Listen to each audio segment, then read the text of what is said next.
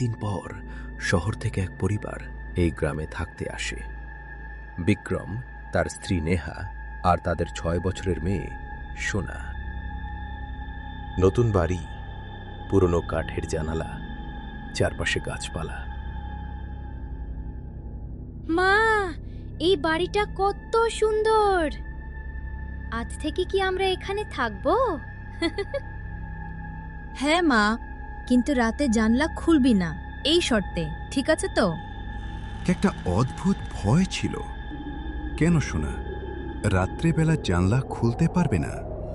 এর মধ্যে কি কিছু রহস্য আছে যেটা আমরা জানি না? দেবীপুর। দিনে সব কিছু স্বাভাবিক, কিন্তু রাত নামলেই এই গ্রাম যেন অন্য এক জায়গায় পরিণত হয়। লোকজন বলে রাতে জানালা বাইরে কেউ দাঁড়িয়ে থাকে, আর যদি তুমি তাকাও সে তোমার নাম ধরে ডাকবে। সেই রাত, চারদিকে নিস্তব্ধতা। হঠাৎ লাই টক টক। মা, কেউ জানালায় ঠক ঠক করছে। না মা, হাওয়ার শব্দ। ধীরে ধীরে জানলার দিকে তাকায়। কুয়াশার মধ্যে একটা মানুষের ছায়া দাঁড়িয়ে আছে। পরদিন সোনা সবকিছু মাকে বলতে যায়। তুই কখনো জানালার দিকে তাকাবি না, আর কেউ ডাকলে সাড়া দিবি না, মনে থাকে জানি। কিন্তু কেন মা? রাত নামলেই সোনা কৌতূহল শিশুদের মতো জানলার দিকে তাকিয়ে অপেক্ষা করতে থাকে। কয়েকদিন ধরে প্রতিদিন রাতে সেই ছায়া আসে। তুমি কি এখন একা আছো? হ্যাঁ, কিন্তু কেন? ধীরে ধীরে সোনা সেই গলার সাথে কথা বলতে শুরু করে।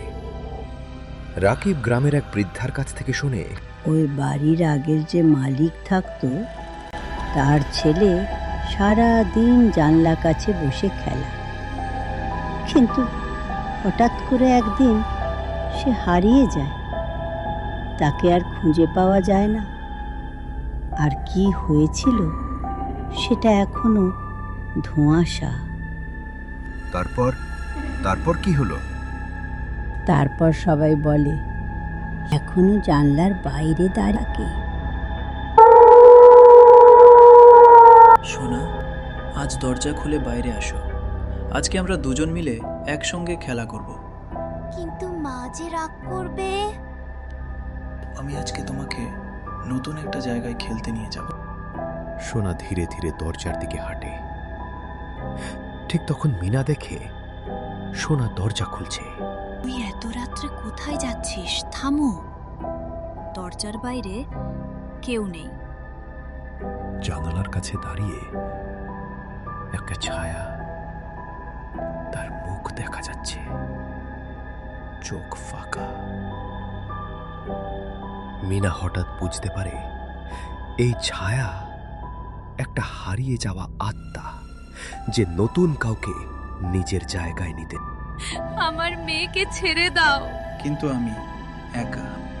পরদিন সকাল, সব শান্ত, কিন্তু সোনা আর আগের মতো নেই।